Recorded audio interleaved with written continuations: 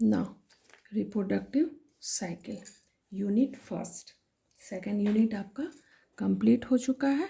अब आइए first unit में। फर्स्ट यूनिट है रिप्रोडक्टिव साइकिल इन मैमल। तो रिप्रोडक्टिव साइकिल जो है ये एक साइक्लिक मैनर है जो साइकिल के फॉर्म में आपका चलता है। साथ में ये रिप्रोडक्टिव साइकिल मैमल में कुछ जगह पे सीजनल भी होते हैं और साथ में इसमें कोऑर्डिनेशन है इन बिटवीन साइकिल्स और हार्मोन्स के बीच में। तो जो भी ऑर्गन्स आपके रिप्रोडक्टिव साइकिल में ऑर्गन्स आते हैं उनका कोऑर्डिनेशन भी आपके हार्मोन के साथ होगा, तभी ये साइकिल आपका आगे प्रोसीड करेगा। So reproductive cycles are cyclic, seasonal and coordinated, so the youngs are born at a time. जब ये सारा होगा तो आपके यंग्स जो हैं वो बॉर्न होंगे at a time of the year when condition for growth are favourable. जब उसका ग्रोथ के लिए फेवरेबल कंडीशन होगा तो यंग जो है वो बॉर्न होंगे। जैसे कि आपका सीजनल है कि उसका पर्टिकुलर सीज़न में ही आपका यंग वंस जो हैं वो बॉर्न लेंगे आपका, कि जैसे ब्रीडिंग सीजन है उसी समय वो आपका यंग वंस जो हैं वो बॉर्न लेते हैं। But most vertebrates have a yearly reproductive cycle. ज़्यादातर जो आपके वर्टिब्रेट्स हैं उसमें आपके जो रिप्रोडक्टिव साइकिल जो है वो ईयरली होता है। ठीक है ना। In temperate zone, many breed in spring, while in tropical zone, the breeding season falls either in autumn in sheep or in spring and autumn in beaches. तो ये आपका दो में डिवाइड किया गया है आपका ब्रीडिंग सीजन के अकॉर्डिंग, कि ब्रीड जो है टेम्परेट जोन में जहाँ पे कि टेम्परेचर आपका थोड़ा सा हाई होता है, आपका 35, 40, 45 डिग्री आपका सेंटीग्रेड जहाँ पे टेम्परेचर है, वहाँ पे आपका स्प्रिंग सीजन में ब्रीड करते हैं कुछ वर्टिब्रेट्स। और इन ट्रॉपिकल रीजन जो आएगा, ट्रॉपिकल जोन, ये इक्वेटर के आसपास आपका ये ट्रॉपिकल जोन में आएगा। तो इसमें क्या होगा, ब्रीडिंग सीजन जो है वो आपका ऑटम में चेंज हो जाता है आपका। ठीक है, ऑटम जैसे फॉर एग्जांपल दिया है आपका शीप का, और फिर यहाँ पे है आपका फीमेल डॉग बीचेस। ये इसमें स्प्रिंग और ऑटम में आप देखते हैं कि जाड़े में, जैसे ये इंडिया में ट्रॉपिकल जोन में, जैसे इंडिया में आपके स्प्रिंग में और आपका पतझड़ के टाइम में या आपके जाड़े के टाइम में आपका वो जो है फीमेल डॉग जो है वो आपका यंग वंस को, पप वगैरह को वो बॉर्न दे करती है। तो वो हो गया ट्रॉपिकल जोन में। अब आइए इससे related breeding season and non breeding season. ये क्या है? ब्रीडिंग सीजन वैसे उसको कहेंगे कि ब्रीडिंग सीजन है जैसे कि उस समय में ब्रीडिंग सीजन में उसके रिप्रोडक्टिव ऑर्गन वेल डेवलप हो जाते हैं, वो एक्टिवेट होते हैं, वो अपने पार्टनर को रिसीव करने के लिए वो बिल्कुल रेडी रहते हैं। तो उस टाइम को कहा जाता है कि ब्रीडिंग सीजन है। किसी भी पर्टिकुलर एनिमल के लिए वो ब्रीडिंग सीजन होगा। जैसे अगर हम फ्रॉग की बात करें तो जैसे वो उनका आपका बारिश के मौसम में आप देखते हैं कि फ्रॉग सब आपका हाइबरनेट नहीं होते हैं, बाहर आ जाते हैं, और वो पूरे पानी में आपके उसकी आवाज़ भी फ्रॉग वगैरह का आप सुनते होंगे। तो उस समय में उनकी ब्रीडिंग सीजन होती है, तो वो उस समय में एग ले करेंगे और उस समय में आपका उसका फर्टिलाइजेशन, एक्सटर्नल फर्टिलाइजेशन होता है, तो उस समय उसका फर्टिलाइजेशन होता है। फिर उसी मौसम में आपका देखिए ये स्नेक वगैरह का भी, वो भी जो कहीं आपका जो हाइबरनेट है वो भी बाहर आ जाता है, तो वो हो जाता है आपका ब्रीडिंग सीजन। और उसके बाद फिर कुछ टाइम ब्रीडिंग सीजन जो कुछ टाइम के लिए रहेगा, उसके बाद फिर वो नॉन ब्रीडिंग सीजन में चला जाएगा, यानी कि उस समय में उसमें आपका ब्रीडिंग नहीं होगा। तो वो उस टाइम में क्या है, आपके ओवरी और टेस्टिस जो हैं वो रिग्रेस कर जाते हैं। रिग्रेस मतलब कि आपका उस समय में कोई भी हार्मोन्स वगैरह जो है सारा का सिक्रीशन बॉडी में बहुत कम हो जाता है, तो आपका दोनों फंक्शन उस समय में नहीं करता है। ओवरी और टेस्टिस जो है फंक्शन नहीं होगा। तो जब फंक्शन इन दोनों का नहीं होगा तो ये ना तो ओवा रिलीज़ करेगा ना टेस्टिस स्पर्म रिलीज़ करेगा, तो उस समय वो फर्टिलाइजेशन नहीं होता है। इसलिए वो टाइमिंग कहलाता है नॉन ब्रीडिंग सीजन। और जब वो दोनों एक्टिवेट हो जाएंगे और ले करेंगे ओवा एंड स्पर्म, तो फर्टिलाइजेशन होगा, तो वो समय कहलाता है ब्रीडिंग सीजन। ना ड्यूरिंग ब्रीडिंग रिप्रोडक्टिव सीजन या ब्रीडिंग सीजन सेम है। So during reproductive season most poikilothermic vertebrates enter into a period of courtship। देखिए वही बात कहा जा रहा है कि ब्रीडिंग सीजन में क्या होगा। poikilothermic किसको कहते हैं? Cold blooded animal. Cold blooded में आपका आता है एम्फीबिया, रेप्टाइल्स, ये कोल्ड ब्लडेड में। ये क्या होगा इसमें ब्रीडिंग सीजन में? वो बिल्कुल एक्टिवेट रहेगा, एक्टिव रहेगा, और उस समय में वो अपने पार्टनर के साथ वो पीरियड ऑफ कोर्टशिप में जाएगा। कोर्टशिप हो गया कि आपस में दोनों अपोजिट सेक्स आपस में मैटिंग करते हैं। So that terminates in mating and spawning, और एग ले करना स्टार्ट कर देते हैं। कब? During breeding season, during reproductive season. ठीक है ना। The reproductive cycle of homeothermic, homeothermic हो गया आपका warm blooded animal. Warm blooded animal are more complex. अब यहाँ पे है कि यहाँ पे उस तरह से ब्रीडिंग सीजन नहीं है, कि यहाँ पे वो कम्प्लेक्स भी है और इन्वॉल्विंग पीरियड ऑफ इंक्यूबेशन और गैस्टेशन। यहाँ पे आता है ये पीरियड ऑफ इंक्यूबेशन और गैस्टेशन। क्या है इंक्यूबेशन? आपके बर्ड के केस में ये वर्ड आता है कि जब वो एग ले करती हैं, बर्ड्स जब एग ले करती हैं तो उसके ऊपर, एग के ऊपर में, जैसे आप हैन वगैरह को देखते हैं वो उसके ऊपर में, एग के ऊपर में बैठ जाती हैं और वो उसे हीट प्रोवाइड करती हैं। तो उस जितने टाइम तक वो उसके ऊपर बैठेंगी तो अंदर जो एग होगा वो आपका डेवलप होना स्टार्ट कर देगा, कि कोई भी इस तरह से एग है, इसी के ऊपर में आपका हैन इसके ऊपर बैठेगी तो वो इसे हीट देगी, प्रोवाइड करेगी। तो उससे क्या होगा कि अंदर में जो आपके एग हैं वो डेवलप होना स्टार्ट कर देंगे, और डेवलप होने के बाद आपका ये सेल जो है वो ब्रेक हो जाएगा, तो उसको कहते हैं हैचिंग, और जो चिक है वो बाहर रिलीज हो जाती है। तो जितने टाइम के लिए ये हैन जो इसके ऊपर आपका बैठ रही है उसे कहा जाता है इंक्यूबेशन पीरियड।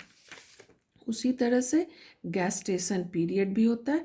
ये है आपका हायर मैमल्स के लिए, कि आपके मैमल्स जहाँ पे कि बर्थ हो रहा है वहाँ पे बेबी मदर के अंदर यूटेरस में आपका डेवलप हो रहा है।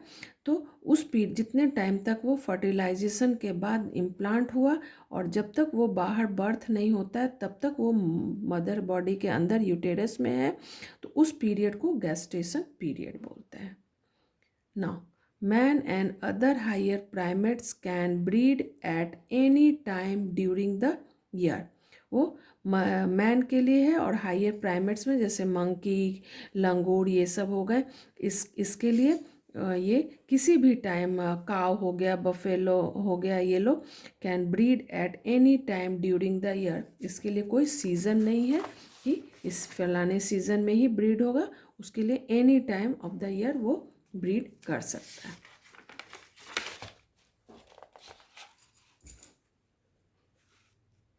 ना। अब आइए प्यूबर्टी। प्यूबर्टी क्या है? प्यूबर्टी वो पीरियड है जिस टाइम में कि कोई भी पर्सन या ऑर्गेनिज्म जो है वो सेक्सुअली मैच्योर हो जाता है। उसके स्ट्रक्चर में काफ़ी मॉर्फोलॉजिकल चेंजेस आते हैं, हार्मोनल चेंजेस आते हैं, उसके साइकोलॉजिकल बिहेवियरल चेंजेस आते हैं। कि जैसे अगर ह्यूमन की बात करें तो मेल एंड फीमेल जो है 13-14 के एज में आप देख रहे हैं उसमें कई चेंजेस उसके मॉर्फोलॉजी में भी, जो बाहर से भी देखने से, कि जैसे लड़के हैं तो उनको पूरा बेयर्ड आ जाएंगे, उनकी आवाज़ें चेंज हो जाती हैं। तो ये सब क्या है, किस पीरियड में है? ये प्यूबर्टी के पीरियड में है। तो वही है आपका ये प्यूबर्टी का as Now puberty is the period at which the organism attain sexual maturity. Sexually वो मैच्योर हो जाता है, जैसे बेयर्ड होना, ये सब सेकेंडरी सेक्सुअल कैरेक्टर है। साथ में उसमें ओवरी या टेस्टिस जो है वो आपका मैच्योर हो जाता है, वो एग ले करना स्टार्ट कर देता है। अगर मेल की बात करेंगे तो स्पर्म रिलीज करना वो स्टार्ट कर दिया, इट मीन्स कि वो सेक्सुअली मैच्योर हो गया। Full stop. Sex differentiation is complete.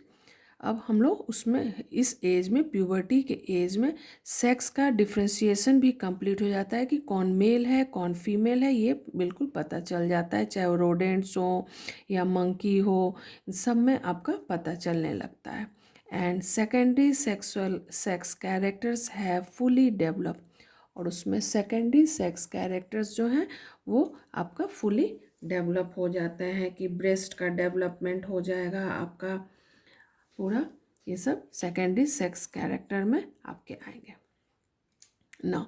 अब प्यूबर्टी में है कि वोमेन जो है उसमें प्यूबर्टी जो है वो स्लाइटली अर्लियर पहले होता है देन मैन। आपका वोमेन में वो आपका चेंजेस जो हार्मोनल चेंजेस जो हैं वो पहले होता है और in comparison to man. Now next point, the organism experience a number of morphological, endocrinological and a psychological changes। Organism में आपके बहुत सारे चेंजेस आपके देखने को मिलता है, जैसे मॉर्फोलॉजिकल कि बाहर से आप देखेंगे कि प्यूबर्टी के एज में काफ़ी चीज़ें उनके बॉडी में बाहर से चेंजेस आपको दिखते हैं। साथ में हॉर्मोन्स में भी चेंजेस होंगे आपके बहुत ज़्यादा। अगर ह्यूमन की बात करें तो वहाँ पे आपका एस्ट्रोजन का सिक्रीशन बहुत ज़्यादा बढ़ जाएगा आपका, ठीक है। प्रोजेस्ट्रॉन का भी सिक्रीशन कम रहेगा। अगर फर्टिलाइजेशन होता है तो फिर प्रोजेस्ट्रॉन का सिक्रीशन बढ़ जाएगा। साथ में साइकोलॉजिकल जो सोचने के समझने के बिहेवियरल चेंजेस, वो सब भी चेंजेस आने लगते हैं। कब? ड्यूरिंग प्यूबर्टी के एज में ना। During this period there occurs a gradual enlargement of the reproductive organ। इस पीरियड में धीरे धीरे आपका ग्रेजुअली इनलार्जमेंट होगा रिप्रोडक्टिव ऑर्गन का। हमने बताया था आपको स्पर्मेटोजेनेसिस एंड oogenesis में, दोनों में आपका फेज ऑफ मल्टीप्लिकेशन जब बेबी मदर के अंदर है तभी होता है। फेज ऑफ मल्टीप्लिकेशन के बाद आपका ग्रोथ फेज, जब बाहर आएगा तो ग्रोथ फेज होगा। और मैचुरेशन फेज का आपका कंप्लीट होना आपका ड्यूरिंग प्यूबर्टी के एज में ही आके आपका मैचुरेशन फेज कंप्लीट होगा। तभी आपका oogenesis कंप्लीट हुआ तो उसके बाद ही वो ओवा रिलीज हो करना शुरू करेगा। ये नहीं है कि किसी भी एज में आपका ओवा रिलीज होगा। ओवा जो है वो आपका प्यूबर्टी के एज में ही आके ओवा रिलीज होने लगता है। प्यूबर्टी के ही एज में आके स्पर्म रिलीज होगा। यानी स्पर्म रिलीज होना तो ये आपका एंड है आपका स्पर्मेटोजेनेसिस का। लेकिन स्पर्मेटोजेनेसिस के शुरू के जो फेजेस हैं, फेज ऑफ मल्टीप्लिकेशन, वो बहुत पहले आपका ड्यूरिंग एम्ब्रियोनिक डेवलपमेंट उसी समय में होता है। बट मैचुरेशन का जो एंड है वो आपका ड्यूरिंग प्यूबर्टी के एज में, जब लेडिक सेल्स का के नंबर्स बढ़ जाते हैं तो मेल सेक्स हार्मोन आपका ज़्यादा से ज़्यादा रिलीज़ करेंगे, तब जाके आपके स्पर्मिएशन प्रोसेस कंप्लीट होता है और स्पर्म का फॉर्मेशन होता है और वो स्पर्म रिलीज होने लगता है। तो वही कहा गया है कि प्यूबर्टी के एज में ही आपका ये इनलार्जमेंट होगा रिप्रोडक्टिव ऑर्गन का, comma growth of breast, breast का डेवलपमेंट होता है उस टाइम में। And the appearance of axillary, a है एक्सिलरी एंड प्यूबिक हेयर्स, ये सब आपके डेवलप अपीयर होना शुरू हो जाते हैं ड्यूरिंग प्यूबर्टी के एज में। This period of sexual development कल्मिनेट्स in the appearance, ये सारा इस पीरियड में जो सेक्सुअल डेवलपमेंट हो रहा है वो कल्मिनेट्स होता है अपीयरेंस के फॉर्म में ऑफ द फर्स्ट मेंसेस, और ये फीमेल में आपके फर्स्ट मेंसेस उसे बोलेंगे मेनार्क। मेनार्क कहेंगे जो फर्स्ट आपका जो अपीयरेंस आएगा आपका क्या कहते हैं पीरियड के फॉर्म में, वो कहलाता है मेनार्क। तो ये जो मेनार्क, ये सब वर्ड जो है इस पे आपके शॉर्ट नोट्स वगैरह एग्ज़ाम में पूछे जाते हैं, तो इसे आपको बताना होगा कि ये कब हो रहा है।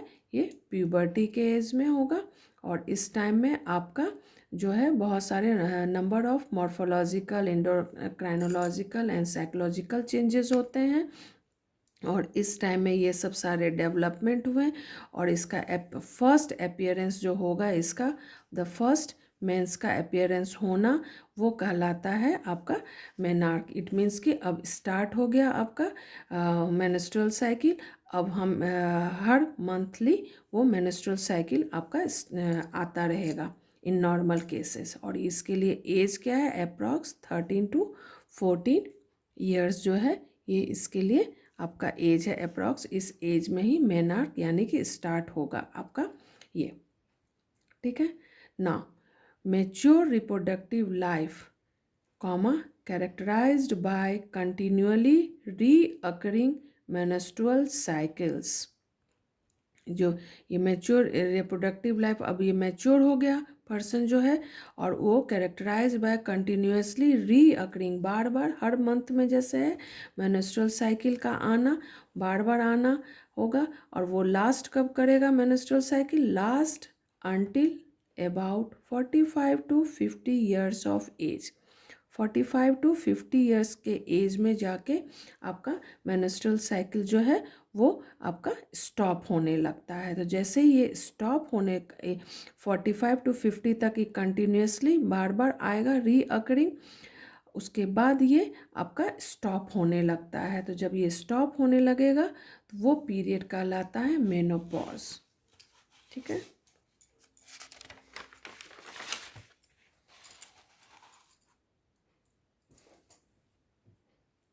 Now, the woman then enters a period known as the menopause.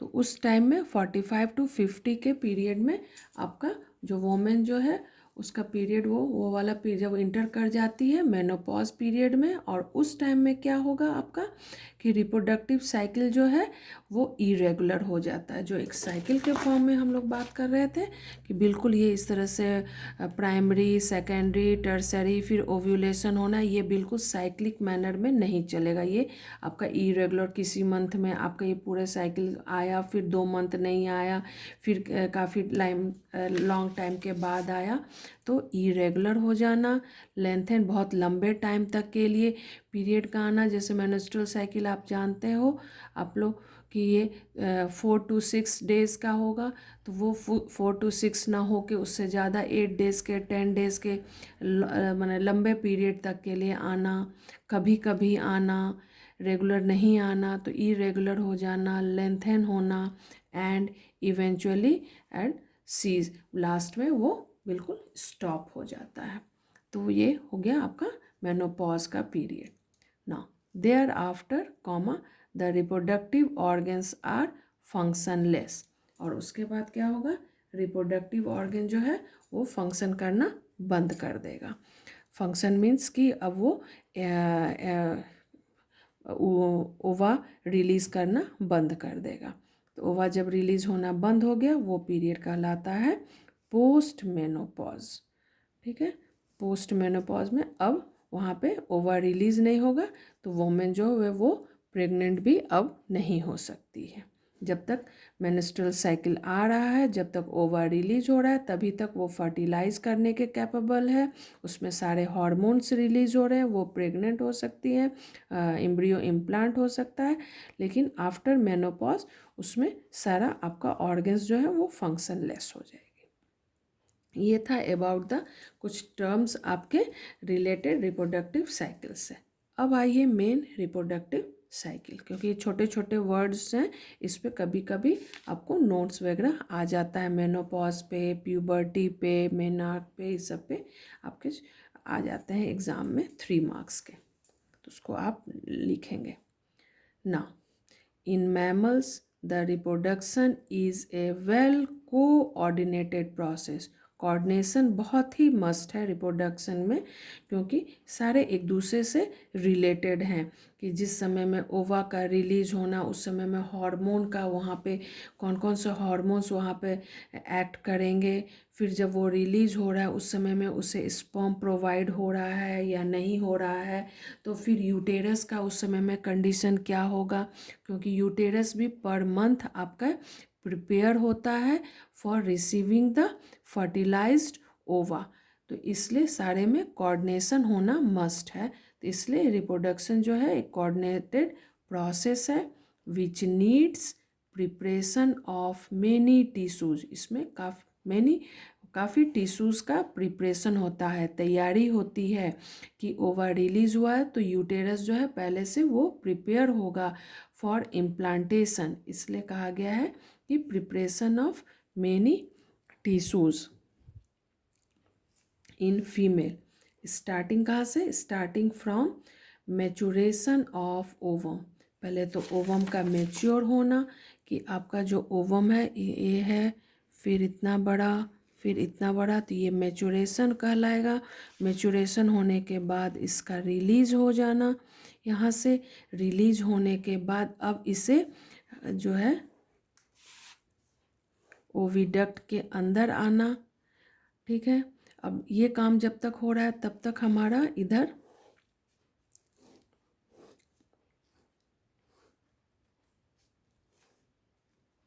ये हमारा रिप्रोडक्टिव ये हो गया,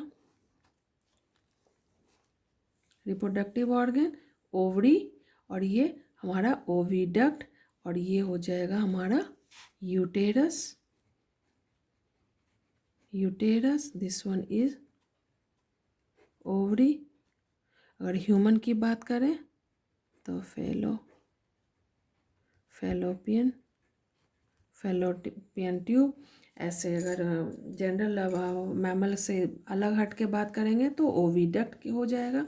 तब यहाँ से ओवा का रिलीज होगा, फिर वो ओवा आएगा, ये ट्रांसपोर्ट होगा, यहाँ से आएगा ओविडक्ट में, ये ऑस्टियम इसे इनगल्फ कर लेगा और यहाँ पे आके ये पोर्शन यहाँ पे एम्पुला जैसा ये आपका होता है, इस पोर्शन में फर्टिलाइजेशन होगा। तो अगर फर्टिलाइजेशन नहीं होगा या होगा, दो कंडीशन है, तो उस टाइम में यूटेरस जो है आपका ये वॉल जो है ये प्रिपेयर होगा इस तरह से वीलाई जैसा, क्योंकि ये कोशिश करेगा कि अगर फर्टिलाइजेशन होता है तो उसे इसके अंदर इम्प्लांट कर लेना। इस तरह से पूरा आपका ये कवर करके इसके अंदर एम्ब्रियो का डेवलपमेंट होगा यूटेरस में। तो ये अपना वॉल जो है यूटेरस का वो पूरा प्रिपेयर होता है ड्यूरिंग रिप्रोडक्टिव साइकिल। वही प्रिपरेशन अगर इम्प्लांट नहीं होगा तो ये सारा ब्रेक होके आपका मेंसेस में आपके ये सारे ब्लड और ये टिश्यूज़ वगैरह जो हैं यूटेरस के प्लस ये एम्ब्रियो, ये आप एम्ब्रियो कह रहे हैं, ये केवल ओवा आपका रिलीज हो जाएगा। अगर फर्टिलाइज हो गया तो फर्टिलाइज होने के बाद यहाँ पे ये जाइगोट बना, जाइगोट के बाद फिर क्लीवेज होगा, क्लीवेज में 2 सेल 4 सेल 8 सेल होते हुए इस तरह से आपके ब्लास्टोसिस्ट का फॉर्मेशन होगा। इसके बाद आपका इस तरह से आपका ये कैविटी होगा, ब्लास्टोसिस्ट के बाद ये इस तरह से इम्प्लांट हो जाएगा। तो अगर इम्प्लांट हो जाएगा तो आपके मेंस्ट्रुअल साइकिल नहीं होगा, ये अब ब्रेक नहीं होगा। तो ब्रेक नहीं होगा तो ऐसे ही नहीं है कि ब्रेक होगा या नहीं होगा, होगा कि नहीं होगा, इसके लिए इसको कंट्रोल करने के लिए आपके यहाँ से ओवरी से हार्मोन्स रिलीज होंगे, यूटेरस के वॉल से हार्मोन रिलीज होंगे, साथ में इस फीमेल का जो पिट्यूटरी है वहाँ से आपके हार्मोन्स रिलीज हो रहे हैं, जो आपको ऐसे भी ओवरी के लिए आपको FSH आपको रिलीज कर रहा है, जिससे कि आपका ये पूरा ये मैच्योर हो रहा है, प्राइमरी सेकेंडरी ऐसे ये इसके लिए FSH और LH ये दोनों आपके पिट्यूटरी के हार्मोन्स है, वो आपके पिट्यूटरी से सिक्रीट होंगे, और यहाँ ओवरी से आपके एस्ट्रोजन और साथ में प्रोजेस्टेरॉन। ये दोनों आपके रिलीज होंगे ओवरी से, ये यहाँ से भी और यहाँ से भी, तो वो आपके सारे प्रिपरेशन में सारे वर्क करते हैं। तो वही यहाँ पे लिखा गया है आपका। In mammal, the reproduction is a well-coordinated process which needs preparation of many tissues. In female, starting from maturation of ovum, its release, its transportation, fertilization, and also the preparation of uterine wall. साथ में आपका ये mature हुआ ovum, फिर उसका release होना, that is ovulation, फिर transportation हो गया आपका फैलोपियन ट्यूब में जाना, फैलोपियन ट्यूब में जाने के बाद उसका फर्टिलाइजेशन होना, और उस टाइम में प्रिपरेशन ऑफ यूटेराइन वॉल। तो also the preparation of uterine wall to receive developing eggs and its implantation. वो रिसीव करने के लिए यूटेराइन वॉल का भी डेवलपमेंट होगा पूरा उसके वॉल का, और इम्प्लांटेशन के लिए भी प्रिपरेशन होगा। और ये सारे के लिए ये कंट्रोल में है under the direction of hormones. इसके लिए सारा डायरेक्शन जो है वो हार्मोन्स के अकॉर्डिंग ही ये सारा चलेगा, इसीलिए कहा जाता है coordinated process and occur in a cyclic manner. और ये साइकिल के फॉर्म में आपका ये पूरा इम्प्लांटेशन हो गया। तो उसके बाद ये पूरा गेस्टेशन पीरियड 9 मंथ तक, या जिस एनिमल का है उसके अकॉर्डिंग उसका मंथ भी गेस्टेशन पीरियड भी वैरी है।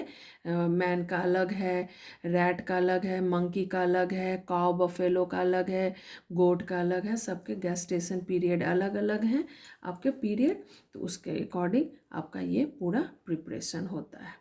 ठीक है। Now female mammal have two major reproductive cycle.